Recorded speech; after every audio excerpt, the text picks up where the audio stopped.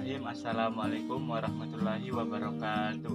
Perkenalkan, nama saya Ridwan, program studi ekonomi syariah Fakultas Ekonomi dan Bisnis Islam. Pada kesempatan ini saya akan membuat video mengenai ujian akhir semester dengan mata kuliah Ekonomi Moneter Islam. Baik, untuk yang pertama yaitu saya akan membahas atau membuat video mengenai materi struktur dan kebijakan moneter dalam Islam. Yang pertama yang harus kita ketahui yaitu pengertian kebijakan itu sendiri. Kebijakan moneter adalah upaya mengendalikan atau mengarahkan perekonomian makro ke kondisi yang diinginkan atau yang lebih baik dengan mengatur jumlah uang yang beredar. Yang dimaksud dengan kondisi yang lebih baik di sini adalah meningkatnya output keseimbangan atau balance atau terpeliharanya stabilitas harga atau inflasi terkontrol.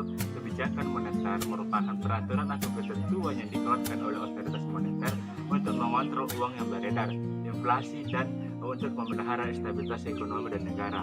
Nah, yang kedua yaitu mengenai struktur kelembagaan. Struktur kelembagaan itu ada tiga. Yang pertama bank sentral, bank anggota, dan pembendaharaan. Dan yang ketiga struktur kelembagaan moneter ada 5. Yang pertama open market atau open market operation, kebijakan operasi pasar terbuka, merupakan instrumen kebijakan moneter yang diambil oleh bank sentral dengan menambah atau mengurangi peredaran jumlah uang.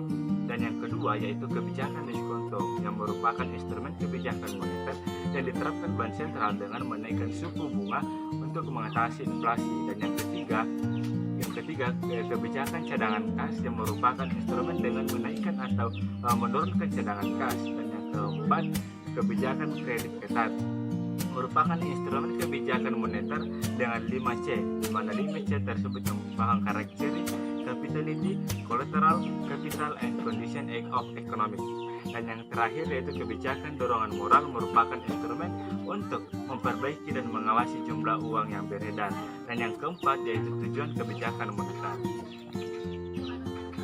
Nah, yang pertama yaitu ekonomi menjadi lebih baik atau menjadi baik dengan tenaga kerja penuh dengan pertumbuhan ekonomi atau economic well-being of employment and opportunity of economic growth. Dan yang ketiga yaitu keadilan sosioekonomi dengan distribusi pendapatan dan kekayaan yang merata atau socio-economic justice and distribution of economic income and health. Dan yang ketiga yaitu stabilitas nilai uang atau stability in the flow of money. Hal ini dapat dijelaskan bahwa keadilan sosial dan ekonomi. Nah, kebijakan moneter dalam Islam berpijak pada prinsip-prinsip dasar ekonomi Islam, yaitu di mana prinsip-prinsip ekonomi moneter dalam Islam yang pertama, kekuasaan tertinggi adalah milik Allah Subhanahu wa Ta'ala dan Allah adalah pemilik yang absolut. Dan yang kedua, manusia merupakan pemimpin atau khalifah di muka bumi, tetapi bukan pemilik yang sebenarnya. Dan yang ketiga yaitu semua yang dimiliki dan didapatkan oleh manusia adalah karena izinnya atau karena izin Allah, dan oleh karena itu saudara yang kurang beruntung melihat atas sebagian kekayaan yang dimiliki saudaranya yang lebih beruntung, atau harta orang lain, terdapat harta hak ataupun kekurangan hak dari orang lain tersebut. Dan yang keempat yaitu kekayaan tidak boleh ditumpuk terus atau tertimbun. Dan yang kelima kekayaan harus diputar. Dan yang keenam menghilangkan jurang perbedaan antara individu dalam perekonomian dengan menghapus konflik antar golongan. Dan yang terakhir yaitu menetapkan kewajiban yang sifatnya nyawa dan sukarela bagi semua individu termasuk bagi anggota masyarakat. Dan materi yang akan saya review selanjutnya yaitu materi mengenai pandangan Islam terhadap valuta asing atau falas. Nah, valuta asing atau biasa kita sebut dengan falas adalah mata uang yang digunakan atau diakui dalam perdagangan internasional.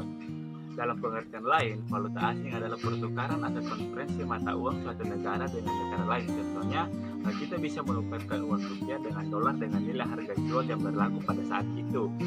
Nah, naik atau turunnya nilai dari valuta asing bisa disebabkan oleh banyak hal. Konsep jual beli mata uang atau valuta asing dalam Islam disebut dengan al-syar.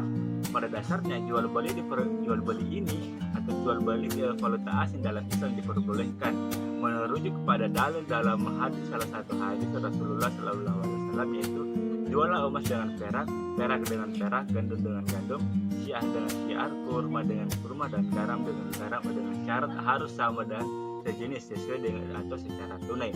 Jika jenisnya berbeda, juallah sesuai kamu jika dilakukan secara tunai. Hadis riwayat Muslim, Abu Daud, Tirmidzi, Nasa'i, dan Ibnu Majah dengan teks Muslim dari Ubadah bin Samit. Diperbolehkan atas al-syarif atau valuta asing. Ini juga merujuk pada fatwa DSN 28 DSN MUI 3 Romawi 3 tahun 2002 tentang jual beli mata uang atau al-syar valuta asing. Nah, dikeluarkannya fatwa ini karena mempertimbangkan bahwa dengan jumlah kegiatan untuk memenuhi berbagai keperluan, seringkali diperlukan transaksi jual beli mata uang asing atau al-syar bagi antar uang sejenis maupun antar mata uang berlainan atau antar negara. Nah, diperbolehkannya jual beli mata uang asing atau valuta asing harus memiliki 4 ketentuan. Yang pertama, tidak untuk spekulasi, dalam artian tidak untuk untung ataupun keuntungan yang berlebih. Dan yang kedua, adanya kebutuhan transaksi atau untuk berjaga-jaga kesimpangan. Dan yang ketiga, apabila transaksi dilakukan terhadap mata uang sejenis, maka nilai yang harus atau sama dengan secara tunai atau at-tabaud.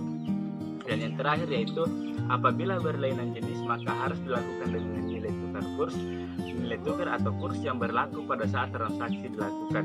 Demikian apa yang dapat saya sampaikan, kurang lebihnya mohon dimaafkan. Assalamualaikum warahmatullahi wabarakatuh.